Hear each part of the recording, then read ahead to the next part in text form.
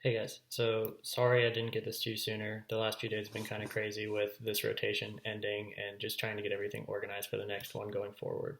So, what I'm going to do for you here is talk about spring semester OMS1. At first, just very general, some kind of general stuff about the semester as a whole. And then I'm going to dive a little bit into each course, what I think was helpful, what was hard about each course, and we'll go from there. Now, I took these 2 years ago, so obviously professors, some might have changed. Some of the curriculum might change slightly, but overall, I think that this stuff will still be applicable. Um, so I'll do my best to kind of give you an idea of what to expect. So this semester as a whole, spring versus fall OMS1 is a totally different ball game. Okay, so it was much more difficult. I know it doesn't seem like it, but realistically, fall of OMS1 was the easiest semester that you take in med school. I know it didn't feel like that. It was a big adjustment period for you. You still probably don't know how to study super effectively. Um, but realistically, you just got done with, nothing that you do from here on out is going to be that level. It is going to step up and continue to step up. The good thing is that you've been given, if you made it through fall, you've been given the tools you need to start out succeeding into this semester. They do expect more from you. They start fast, but trust in the fact that, you made it this far. Keep pushing yourself to see how hard you can go, how far you can go with all of this. It's going to require more time.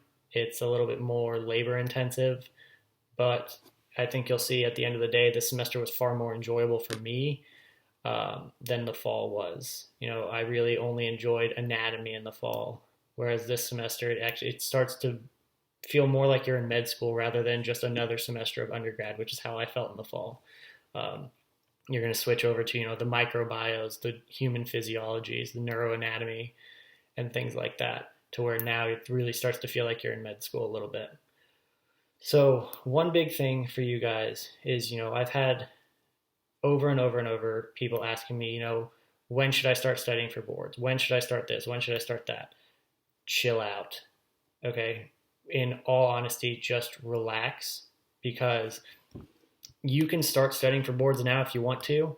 Come next year when you're actually going to take boards or getting ready to do dedicated, that information that you've tried to cram in now to make sure that you didn't forget any biochem, it's going to be gone, because immunology is going to push all of it out of your head. Physio is going to push all of it out of your head.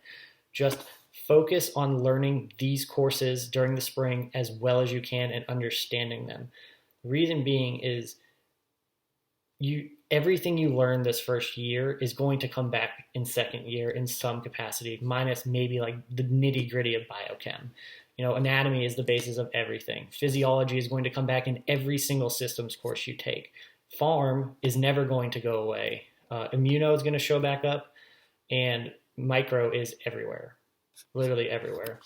So if you go and you just decide like, oh, I'm just going to, get through first year, I'm going to study the board stuff, kind of, just coast through, make sure that I at least pass, and second year it'll be fine. It's honest to God not the case. You'll have some catching up to do, and second year courses are much harder.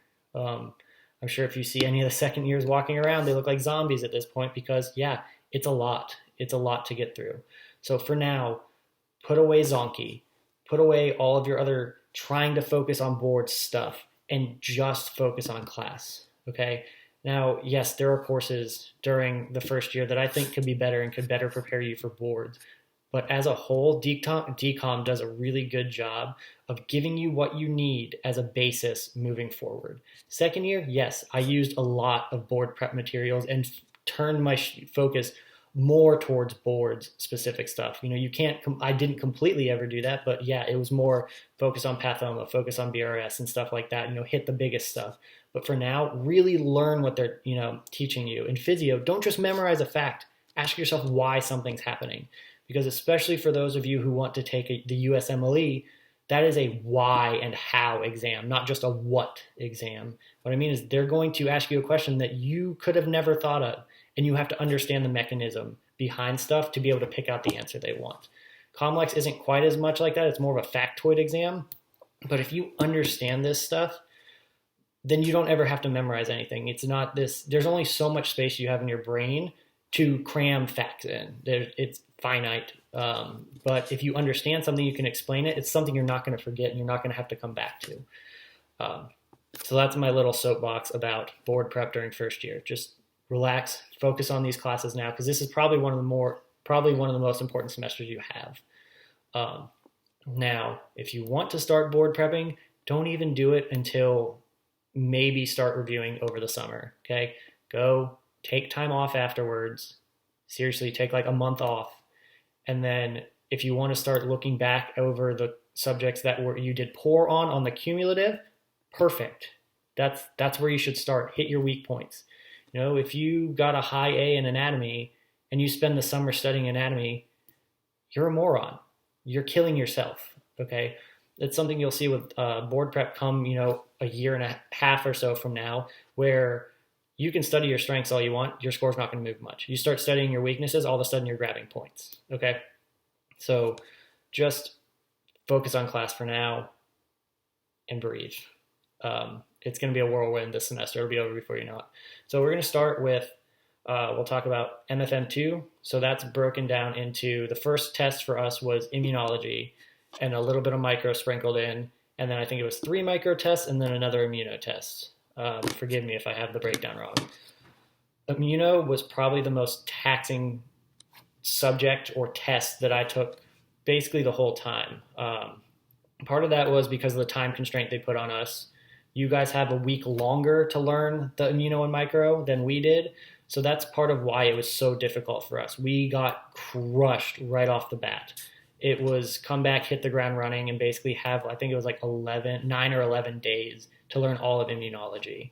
And for you guys, it's not that way. They start you with immuno. So you have almost 3 weeks. Immuno's tough. Now, you have a new professor I saw. I don't know much about them. I've heard good things, but I don't know if that's credible at all. With Immuno, it's a lot of, basically alphabet soup. They're processes that, looking back, are not that hard to think, to understand and stuff. But at the moment, when it's hard to get the whole big picture together, as it is right at the beginning, it's a lot. You're kind of just memorizing letters and numbers, and you don't necessarily know what they mean or how they fit together. And then hopefully by the test, all of a sudden, you've kind of got this whole picture of immunology and it all fits. So with Immuno, I used Armando Hosudagun videos on YouTube. They are pretty good and pretty detailed. They don't cover everything, but it was a nice way to kind of come back and get a visual representation of what's going on, because he kind of draws stuff out for you. Outside of that, Boards and Beyond had a pretty good Immuno section. Again, they're pretty dumbed down compared to what we got in class. We were very detailed about everything, things that, honest to God, never showed up ever again for us, not even for boards. So Boards and Beyond gives you a good overview, and I'm sure there's other videos out there. But with Immuno, it's kind of practice makes perfect, and don't put it off, because they are going to make sure that you know all the little things about it, but when you get into it, don't focus so much on every little detail, such as, don't memorize what the C5 convertase is. That's not really going to be tested. And it's something that's debated, so that's part of why. But little details like that, you might get a point if it shows up for some reason, but odds are it's not going to if your professor's writing questions that are board representative. But you need to understand stuff. If you find out that someone has a MAC complex deficiency, what bug are they susceptible to? That's huge. That's board stuff. Those are the things that, I didn't recognize it till the day before the exam, and then what showed up.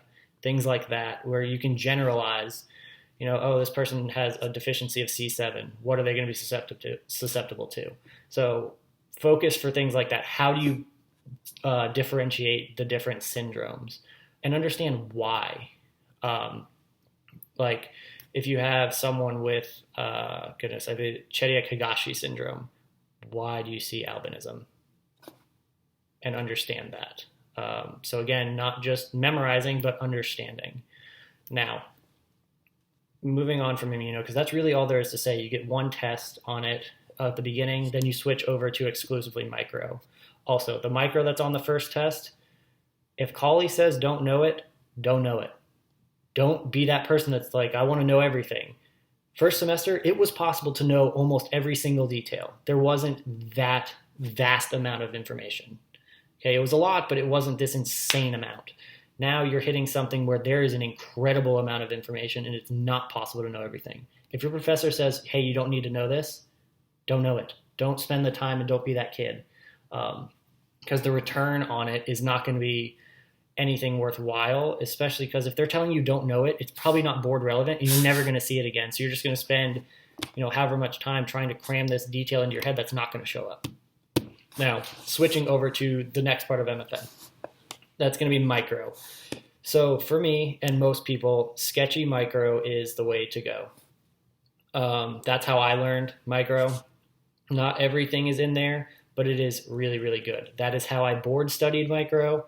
The winter break between fall and spring second year, I just rewatched all of it and I never studied micro again for the most part. But what I will tell you is that Dr. Colley hates micro or sketchy micro. He thinks it oversimplifies it and doesn't do the full justice of what micro is, and he's right.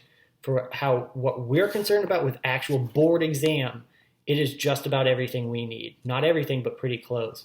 For his course, don't fall into the trap of thinking that you can just memorize sketchy and do well, because you won't.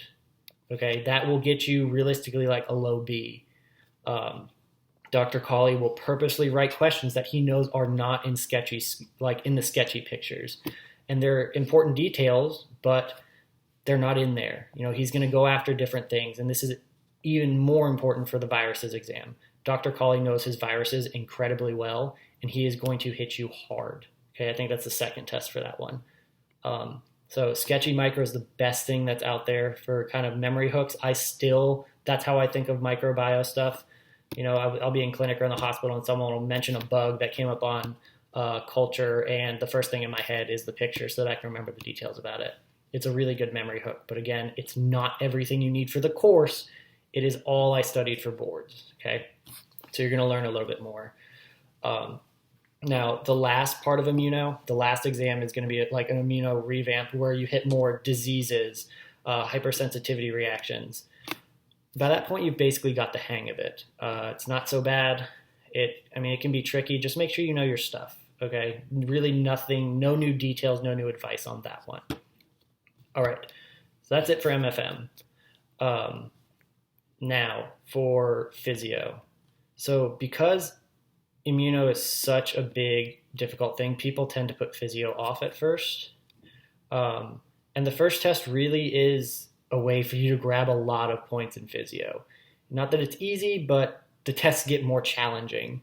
Now, with physiology, I don't know exactly who's teaching this year, but overall they do a pretty good job across the board. This is one where, focus on their lectures, learn what they're trying to teach you. Again, physiology is a concept course for the most part. There are a lot of details that, yes, you have to memorize, and that's just part of it, but it's a lot of concept and theory and understanding too. And the reason that's so important is because physiology, I think it's the second or third biggest topic on USMLE, and it's somewhere up near the top for Comlex as well. So you have to understand this stuff. It's not good enough to just memorize it because that stuff will leave. So with Physio, I know Dr. Fitzovich, and they would post quizzes and there was practice questions and stuff like that. Do as many practice questions as you can. The BRS Board Review Series Physio book is one of the best books that I've had. It's actually one of like 2 or 3 textbooks that I actually bought through the first 2 years total. It's kind of the same thing I told you with sketchy, is it's mostly everything you need for boards, not everything you need for class. So it is a very good basis, but there is going to be more. Focus, pay attention to what the professors say and what they emphasize and go from there. Trying to think. Boards and Beyond, again, has pretty good physio stuff. It's really simplified and dumbed down. So if you're really not getting it, one, go to the professor's office and try to talk it out with them. But if you're like me and that's not something you do, jump on Boards and Beyond and see what you can get out of it.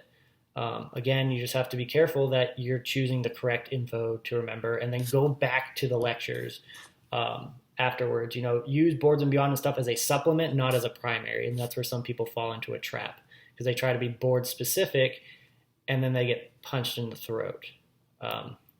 So physio is big. It can be tough. It can be confusing.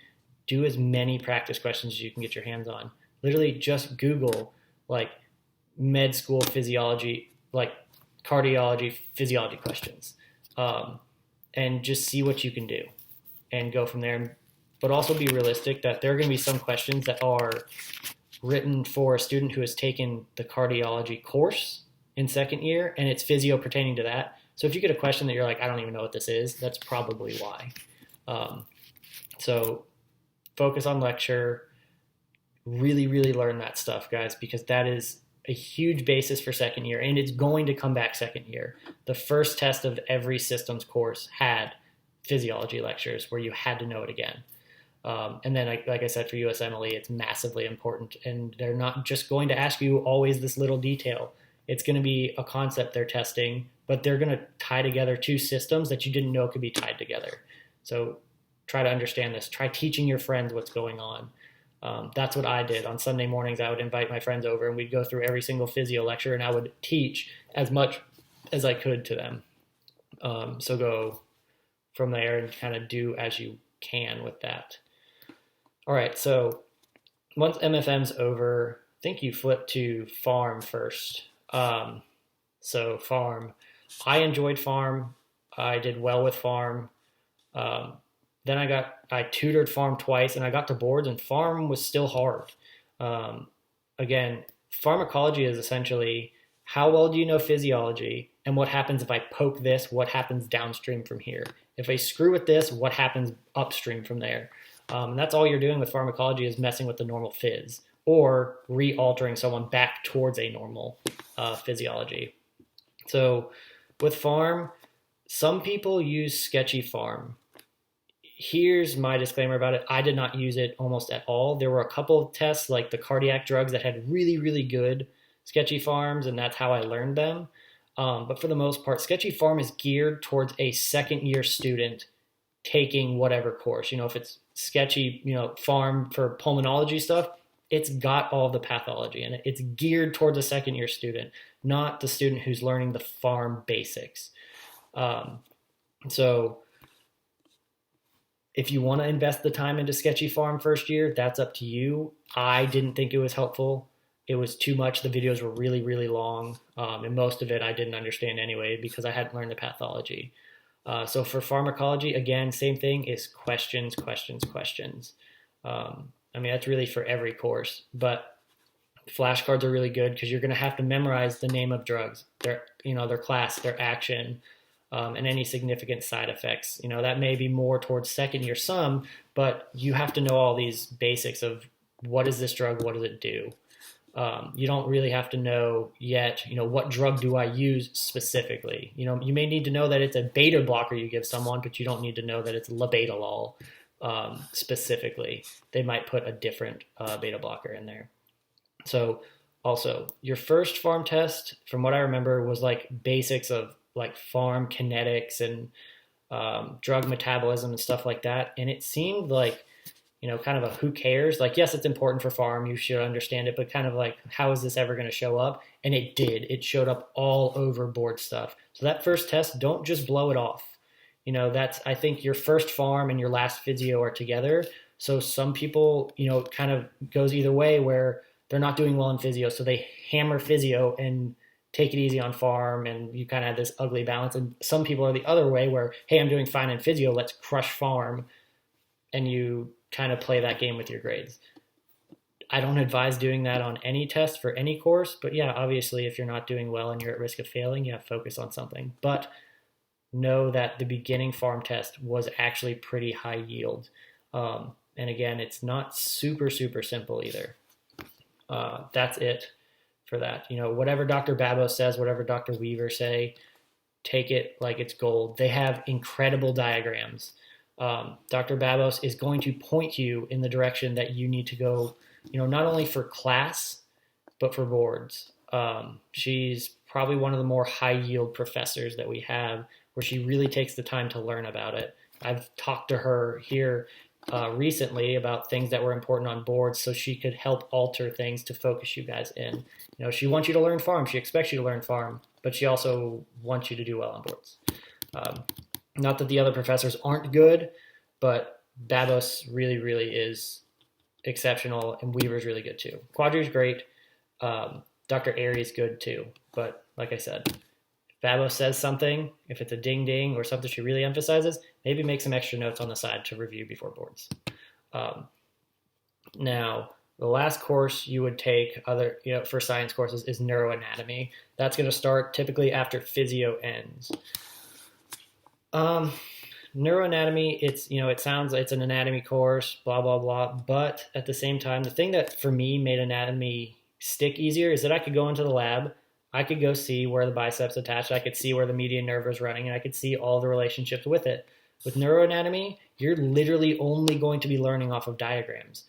You go and you're going to learn where basically your entire spinal cord and a cross section of it and what nerves running where from where kind of thing. And you can't see that if you were to just cut a spinal cord. It's all just diagram. So that's what made it kind of tricky, because you didn't have anything tangible to kind of go and look at. You can use a brain model, but again, it's just a diagram. Now, with neuroanatomy, for the most of the anatomy portion is taught by Dr. Leo, and he did as good of a job as any person that I could have ever imagined. People who from other schools, I would recommend they somehow find ways to watch lectures he did, because he simplifies things down to the point where it's easy stick figure drawings of very, very complicated things. Neuroanatomy is extremely difficult, where they're going to give you a patient presentation and ask you where the spinal cord lesion is, and you have to know where things cross over, where they're going to run to, what sensation or strength they're going to mess with. And it's not the easiest thing conceptually if you weren't to do it, if Dr. Leo wasn't to dumb it down so much.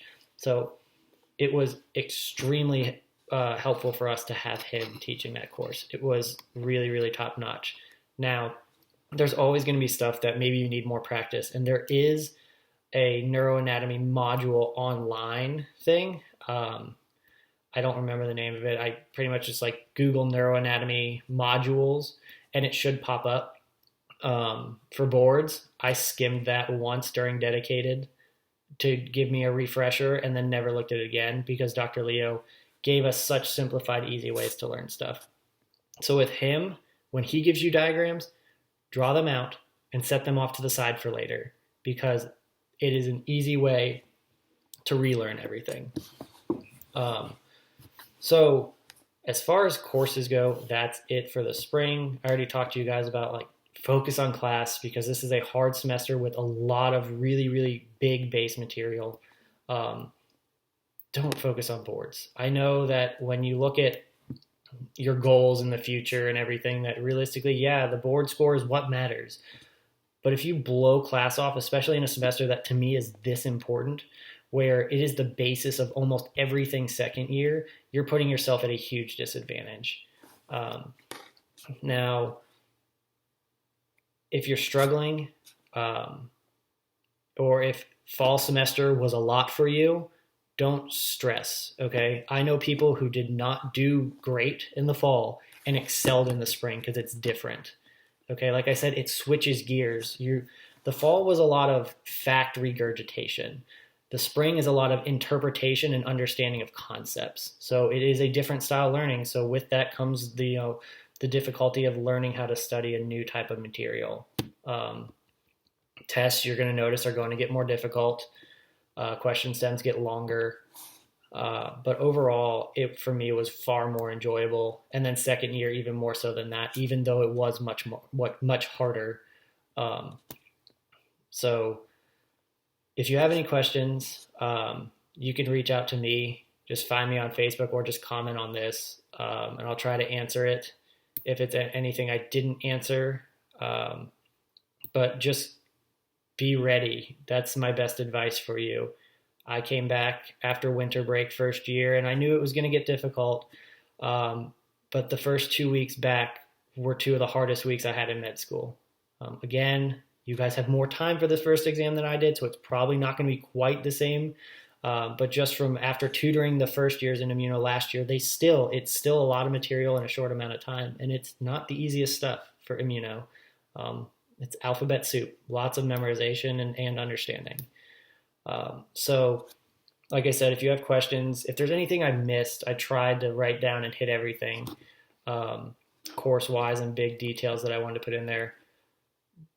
But if there's anything, just throw it in the comments and I'll try to respond. Hopefully I don't have to make another video or anything. Hopefully I can just answer it real quick. Or find me on Facebook, send me a message. I'm always around to help. Just understand that I have my coursework too, so I might not get back to you right away. Maybe a day or two. So good luck to you guys. Enjoy your last few hours of rest before you guys start tomorrow. Just be ready to hit the ground running. You'll enjoy it, even though it is a lot. All right, good luck.